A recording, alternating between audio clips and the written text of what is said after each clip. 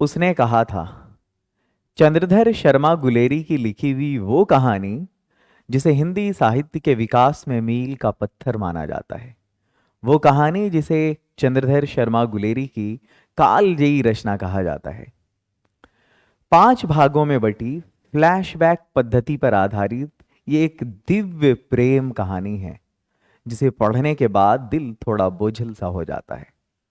ये कहानी शुरू होती है अमृतसर के उस बाजार से जहां 12 साल का एक लड़का लहना सिंह 8 साल की एक लड़की से पूछता है, तेरी कुड़माई हो गई क्या? लड़की धत कहकर शर्माती है और भाग जाती है। यह सिलसिला चल पड़ता है। लेकिन एक दिन जब ये पूछता है कि तेरी शादी हो गई क्या, लड़की हां में कहते हुए भाग जाती है। बस फिर मानो क्या था, यूं मालूम पड़ता है कि उस लड़के के दिल पर बिजली सी गिर गई हो। बोझिल मन के साथ वो एक कुत्ते को पत्थर मारता हुआ, वैष्णवी को टक्कर मारता हुआ, किसी को नाले में धकेलता हुआ घर अपने मामा के यहां पहुंच जाता है और इस तरह से कहानी का पहला भाग समाप्त हो जाता है। उसके बाद उन दोनों की फिर कभी मुलाकात नहीं होती। वो दोनों अपने मामा के यहां अमृतसर गए हुए थे। लेखक ने फ्लैशबैक पद्धति का प्रयोग किया है इस कहानी में, और इसके ठीक 25 साल के बाद वो अब उस लहना सिंह का वर्णन कर रहा है लेखक, जो फौज में जमादार हो गया है। उस फौज में उसके अलावा और भी लोग हैं, जिसमें सूबेदार हजारा सिंह और विदूषक वजीरा सिंह भी है। एक बार होता यूं है कि लहना सिंह अब किसी मुकदमे की पैरवी के लिए जब अपने घर जा रहा होता है तो उसे फौज के अफसर का एक लेटर आता है कि फौज लाम पर जा रही है और तुम्हें भी जाना है। दरअसल उस समय द्वितीय विश्व युद्ध चल रहा होता है और अंग्रेजों की ओर से जर्मनी के खिलाफ भारतीय फौजी लड़ रहे होते हैं, और ये उसी में 77 राइफल्स में जमादार बन गया हुआ है। जब इसको लेटर मिलता है सेना के अफसर का, तो उसी समय सूबेदार हजारा सिंह का भी लेटर मिलता है कि चलो सब साथ में चलेंगे, क्योंकि मैं, मेरा बेटा बोधा सिंह भी जाने वाले हैं, तुम भी आ जाओ। क्योंकि रास्ते में सूबेदार का घर पड़ता है, इसलिए लहना सिंह को कोई परेशानी नहीं होती।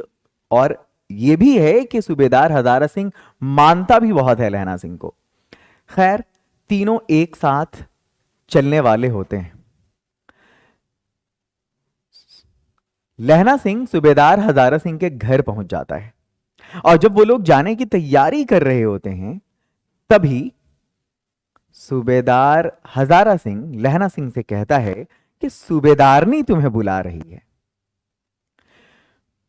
लहना सिंह हैरान होता है कि मैं तो कभी मैं कैसे जानूंगा इसको, सूबेदारनी को पता नहीं ये क्यों मिलना चाह रही है मुझे।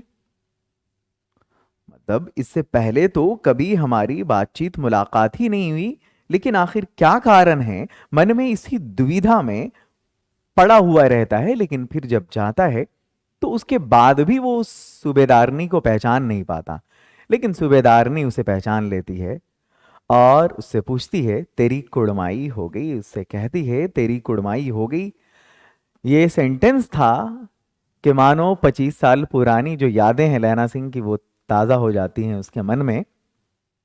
लेकिन अगले ही पल सूबेदारनी, चूंकि वक्त भी बहुत कम होता है, सब जा रहे होते हैं, सूबेदारनी कहती है लहना सिंह से कि जिस तरह से तुमने मेरी रक्षा की थी घोड़े की दुलत्ती से, उसी प्रकार मैं तुम्हारे आगे अपना आंचल फैलाती हूं कि मेरे बेटे बोधा सिंह और मेरे पति की रक्षा करना।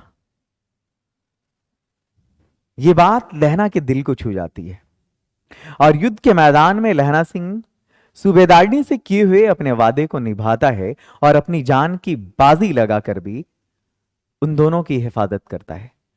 जब रात में कपकपी होती है तो उस कड़कड़ाती हुई ठंड में भी अपने कोट को उतार कर वो उसके बेटे, सूबेदारनी के बेटे बोधा सिंह को उड़ा देता है। वो खुद जख्मी हो जाता है, गोली खा लेता है, लेकिन उन दोनों को आंच नहीं आने देता। और जब जा रहा होता है जख्मी सूबेदार हजारा सिंह वहां से, तो ये कहता है कि जब जाना तो सूबेदारनी, तब लहना सिंह सूबेदार हजारा सिंह से कहता है कि जब घर जाना तो सूबेदारनी से कह देना कि उसने जो कहा था मैंने वो वादा पूरा कर दिया। सूबेदार पूछता रह जाता है उसने क्या कहा था, लेकिन लहना सिंह ने नहीं बताया और वजीरा सिंह की गोद में उसने अपने प्राण त्याग दिए। अगले दिन अखबारों में छपा, फ्रांस और बेल्जियम 68वीं सूची, मैदानों में घावों से मरा नंबर 77 सिख राइफल्स, जमादार लहना सिंह। और इसी तरह कहानी समाप्त हो जाती है।